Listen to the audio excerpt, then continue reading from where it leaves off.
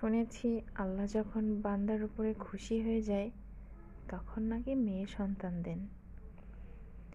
আল্লাহ যদি আরো বেশি খুশি হয় তাহলে আমারও মেয়ে সন্তান দেন। জানি না আল্লাহর কাছে প্রিয় হতে পেরেছি কিনা, তাই হয়তো আল্লাহ আমার এরকম একটা সুন্দর ফুটফুটে মেয়ে সন্তান দান করেছেন। যাদের জীবনের প্রতি মায়া নেই তাদেরকে বলবো বিয়ে করে নিন।